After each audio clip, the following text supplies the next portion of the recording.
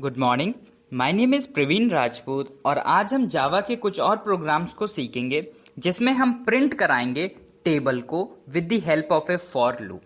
तो जैसा मैंने प्रीवियस वीडियो में फॉर लूप को कंपाइलर बन के आपको एक्सप्लेन किया था, तो सेम वही प्रोसेस को मैं यहाँ पे भी आपको समझाऊंगा, कंपाइलर बनूंगा और बताऊंगा किस किस तरीके से मेरा फॉर लूप वर्क करता है और आपके आउटपुट को आउटपुट स्क्रीन तक कैसे पहुंचाता है।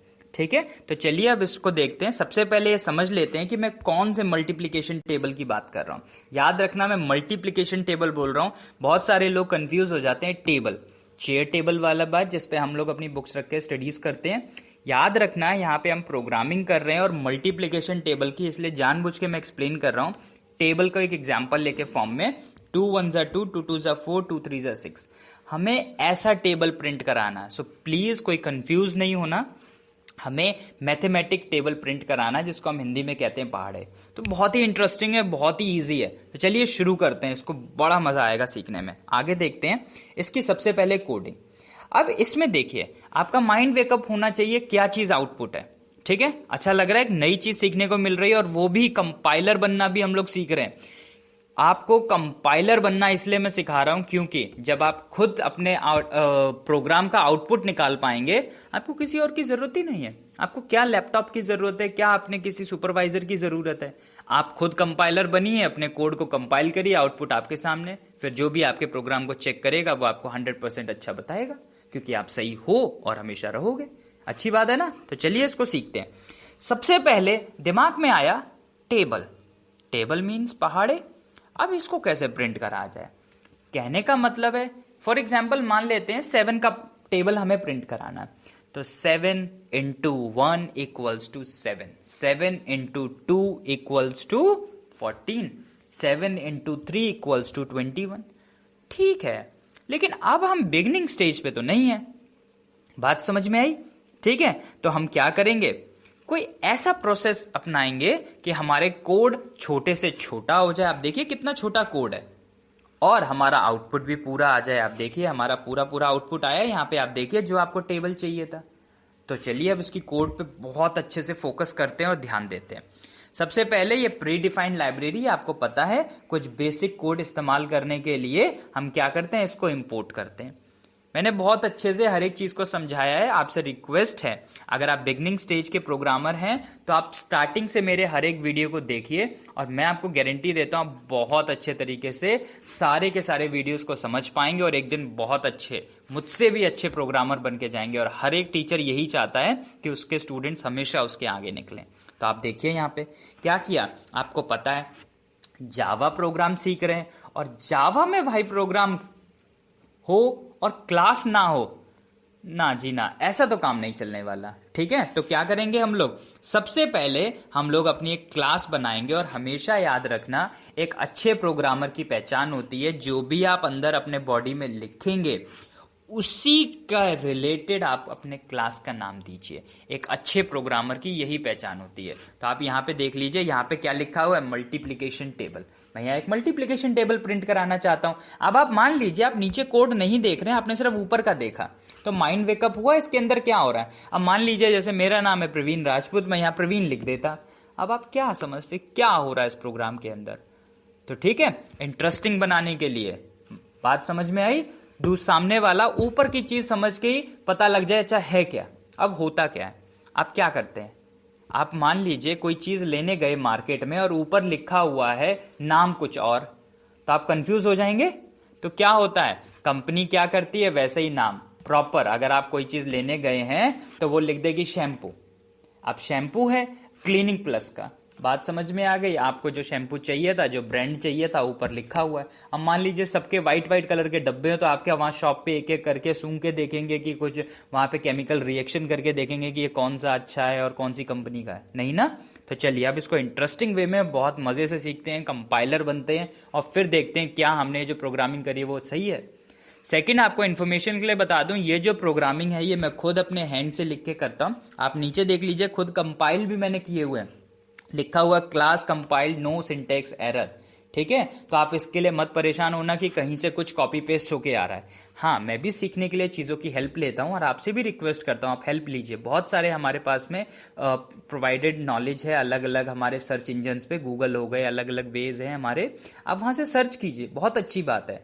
लेकिन कॉपी तब तक करिए जब तक आपकी मजबूरी हो, लेकिन जब आप उसको सीख जाएं, समझ जाएं, कॉपी करना बंद कर दीजिए।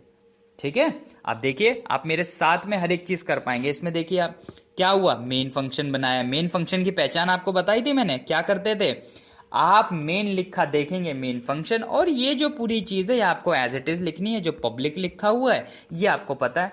अगर आपको पता है मेरे साथ बोलिए क्या होता है, एक्सेस स्पेसिफायर। कितने तरीके के होते हैं, 4 तरीके के, default, public, private, protected. Previous video में बहुत अच्छे से एक्सप्लेन किया है। इसमें हम किस पे फोकस करेंगे, फॉर लूप पे। आगे देखते हैं, ये जो ARGS लिखा हुआ है इसको आप चेंज कर सकते हैं, बाकी एज इट इज इसको लिखिएगा। आगे, मुझे 2 वेरिएबल की रिक्वायरमेंट है फिलहाल, तो मैंने एक का नाम ले लिया n और एक का नाम ले लिया है c। n क्यों लिया है, क्योंकि हम क्या कहते हैं, नंबर ऑफ टर्म्स, वही हमें करना है। यहाँ पे नंबर ऑफ टर्म्स की बात करें, टर्म इन द सेंस जिसका टेबल हमें प्रिंट कराना है, ठीक है, और c जिस पे हम काम करेंगे। अब देखिए आप, system.out.println, ये कोड आप जानते होंगे। जब भी हमें कुछ स्क्रीन पे चीजें प्रिंट करानी और डबल इन्वर्टेड कॉमा में जो लिखा होता है वो एज इट इज प्रिंट होता है। बात समझ में आई, तो क्या हो जाएगा, enter an integer to print its multiplication table. ये देखिए लिखा हुआ, enter an integer to print its multiplication table, as it is लिखा हुआ। आप आगे देख लीजिए, इसमें अगर आप ध्यान से देखेंगे तो आगे वाला जो कोड है उसमें लिखा हुआ scanner in equals to new scanner system dot in. ये आपको एज इट इज लिखना है, ठीक है। इनको आप बदल सकते हो, लेकिन जो इन बदलोगे वो नीचे वाली लाइन में वहां पे भी आपको वही चीज लिखनी है। बात समझ में आई। अगर आप यहाँ पे OB लिखते हो तो यहाँ भी OB लिखोगे, यहाँ CD, यहाँ CD, यहाँ मान लो प्रवीण लिखते हो तो यहाँ भी प्रवीण। याद रखना, इसको बदल सकते हो लेकिन ये दोनों चीजें एक जैसी होनी चाहिए। तो इतने, ये जो आप 3 लाइन देख रहे हो ये 3 आपको एज इट इज रखनी है। उसके बाद आगे देखिए, ये आया system.out.println, फिर ये एज इट इज। अब आप यहां देख लीजिए, इतना ये लिखा हुआ एज इट इज। अब आपका क्वेश्चन हो सकता है सर ये 10 कहां से आ गया, ठीक है। अब आप इस चीज को और ध्यान से समझ लीजिए, क्या बोला गया था, ये जो n था, n हमने यूजर के थ्रू स्कैन करवाया। आप देखिए यहाँ पे स्कैनिंग क्लास लगी हुई है, बात समझ में आई। तो ये स्कैनिंग क्लास यूजर के थ्रू हमने वैल्यू कॉल करवाई, किसकी, n की। और यहाँ पे जो मैंने आपके लिए एज अ सैंपल लेके रखा हुआ है उसमें क्या लिखा, 10। दूसरा क्वेश्चन हो सकता है तो ये नेक्स्ट लाइन में क्यों आया, यहां क्यों नहीं आया। अब आप देखिए, इस वाले कोड में यहां पे ln लगा हुआ है प्रिंट के बाद। अगर आप ln नहीं लगाते तो 10 कहां आता, इस जगह पे। अब कहां आया, इस जगह पे। बात समझ में आ रही है। आगे देखिए, यहां पे फिर से ये जो डबल इन्वर्टेड कॉमा में, वो तो यहां तक आप समझ गए थे। अब ये उसमें 10 कहां से आ गया, ये वाली चीज, ये 10 कहां से आया। अब आप देखिए क्या लिखा हुआ, +n। जावा में मैंने क्या बताया था, प्लस ऑपरेटर को यूज करके हम कोई भी वेरिएबल लिखते हैं system.out.println वाले कोड में, तो हमेशा वो उसकी वैल्यू प्रिंट कराता है। और क्या बताया था, 10 हमारे यूजर ने डाला है तो n क्या हो जाएगा आपका 10। उसके बाद में फिर डबल इन्वर्टेड कॉमा में e इज कॉलन।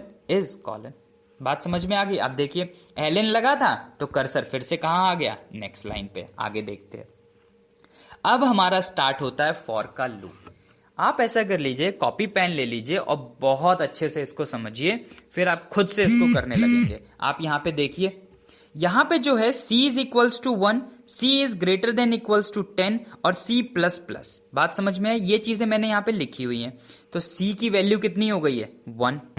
और C पे कंडीशन क्या है आपकी, जो C है वो लेस देन और इक्वल्स टू रहे 10 पे, और जब फिर ये चीजें जो नीचे लिखी वो प्रिंट हो जाए और वैल्यू C की इंक्रीज होती रहे।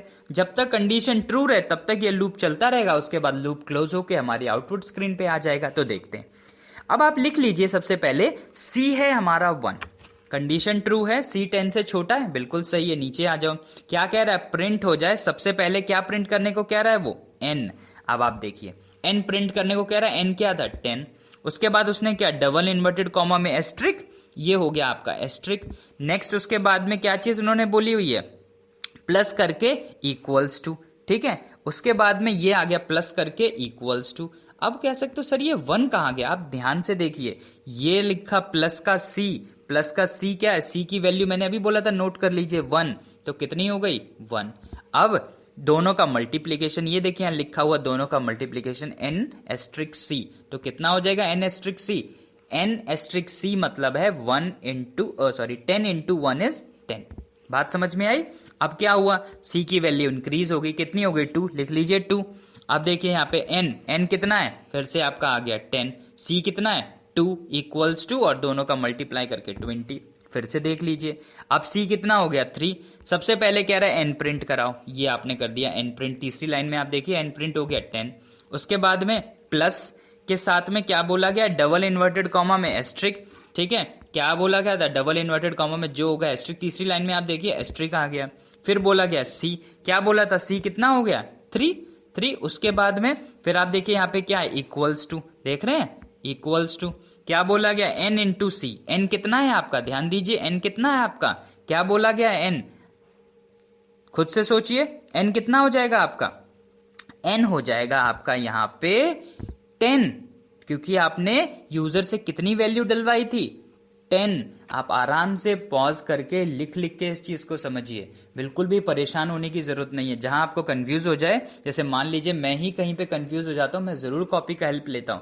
कभी इस ओवर कॉन्फिडेंस में मत जाइए, हमें सब आता है। हाँ, ये चीज समझ के चलिए, हम कर सकते हैं और हम जरूर करके दिखाएंगे, लेकिन सिर्फ हम ही कर सकते हैं, ये सबसे गलत चीज है। आप यहाँ पे देखिए तो 10 इंटू, और सी कितना हो गया मेरा इंक्रीज हो गया 3, तो 10 इंटू 3 इज 30, ये आपका प्रिंट हो गया 30।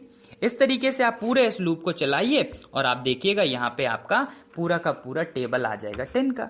आप यहाँ पे कुछ और वैल्यू डाल के देखिएगा, ठीक है, कोशिश करिएगा इसमें कि थोड़े थोड़े चेंजेस करें।